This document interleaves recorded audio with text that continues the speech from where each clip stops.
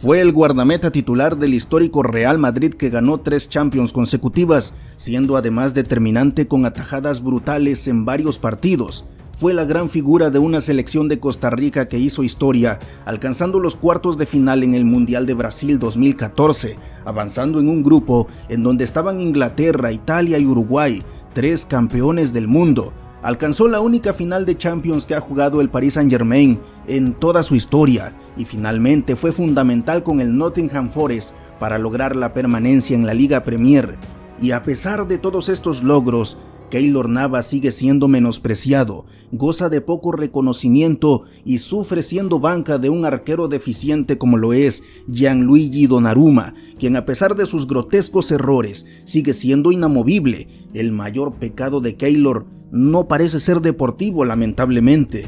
Su único problema parece ser el haber nacido en Centroamérica.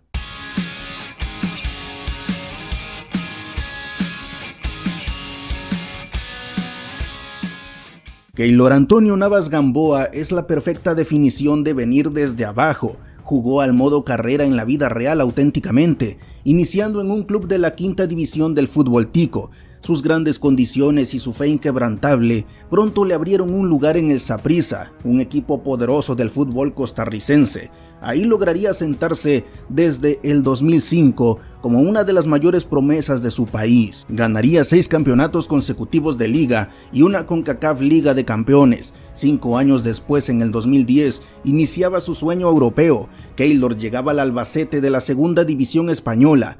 Ahí jugaría la mayoría de los partidos y apenas una temporada después daría el salto a la primera división, llegando al Levante en calidad de cedido. Comenzaría jugando únicamente la Copa del Rey, pero sus buenas actuaciones y la salida del arquero titular del equipo le afianzaron como un inamovible a partir de la temporada 2013-2014. Su campaña fue sencillamente espectacular. Cada fin de semana dejaba atajadas bestiales, incluso llegó a ganar el premio a mejor portero de la liga. Con este brutal nivel obtuvo la salvación de Levante y llamó la atención del club que en ese momento era el vigente campeón de la Champions League, el poderoso Real Madrid.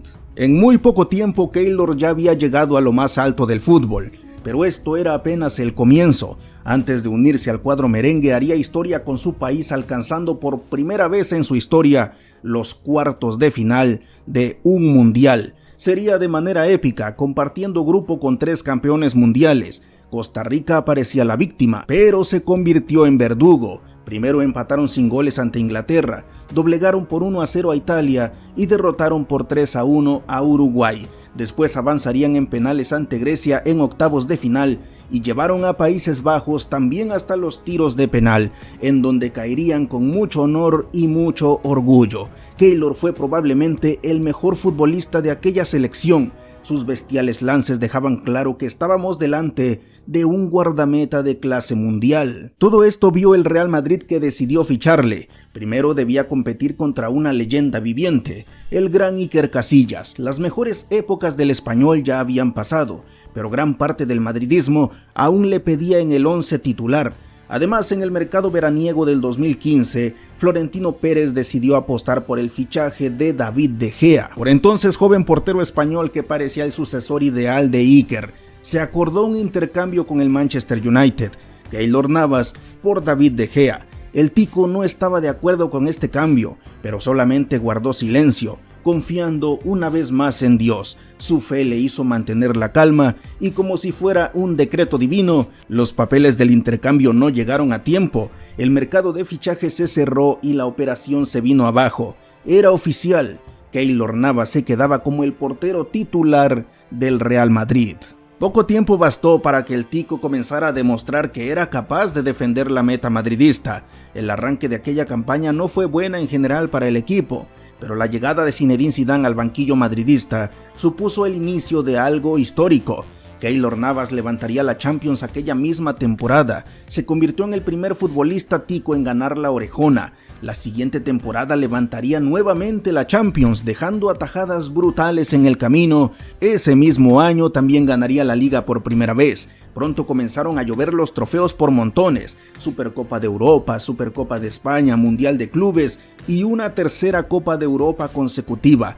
resulta inolvidable aquella bestial actuación ante el temible Bayern Múnich. Keylor se convirtió en una muralla para evitar la caída de su meta y así enviar al Real Madrid a la final. Sus increíbles atajadas desquiciaron a los jugadores y aficionados del gigante bávaro. Simplemente no podían creer la inmensidad del guardameta que tenían enfrente.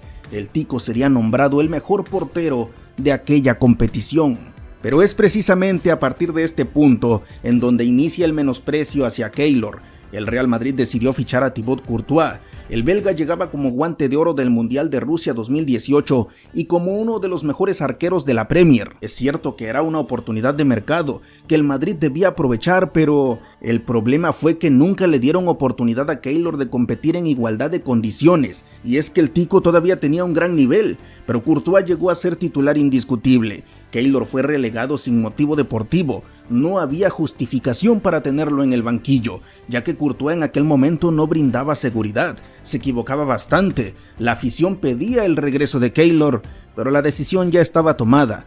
Ya no jugaría más, y si bien es cierto que posteriormente Courtois mostraría un nivel espectacular, siendo clave para que el Real Madrid ganara la 14ª Champions, la realidad es que a su llegada no había motivos para que desplazara a Keylor. Con esto, muchos seguidores del Tico acusaron de una desigualdad a la hora de competir para ambos arqueros. Keylor puso entonces rumbo al Paris Saint-Germain. Ahí le otorgaron la titularidad y conseguiría sus primeras ligas y copas de Francia. Incluso llegaría a la final de la Champions por primera vez en la historia del cuadro galo. En aquel partido el Tico dejó un brillante duelo de guardametas ante el histórico alemán Manuel Neuer. Ambos porteros dejaron atajadas memorables, aunque al final Keylor poco pudo hacer en el gol del Bayern. 1-0 terminaba aquella final y llegaba después un nuevo menosprecio al Tico. El Paris Saint-Germain fichaba a Gigio Donnarumma, prometedor guardameta italiano proveniente del Milan. Una vez más a Keylor se le dieron pocas oportunidades de competir. Y sí, Donnarumma era más joven, pero es que la edad nunca fue un problema para Keylor. Tuvo algunas lesiones, pero al recuperarse las oportunidades de competir seguían siendo escasas. Debido a esto, en el 2023 Keylor fue cedido al Nottingham Forest, que competía por la permanencia en la Liga Premier.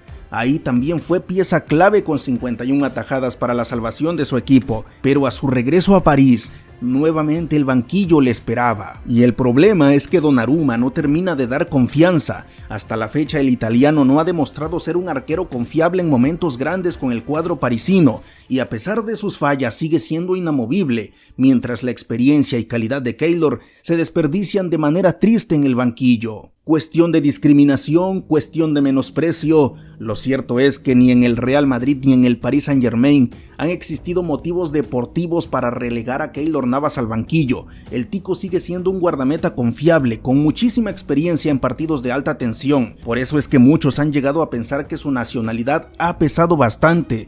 El simple hecho de ser centroamericano le ha restado oportunidades. Algunos señalan que los clubes han preferido apostar por porteros europeos.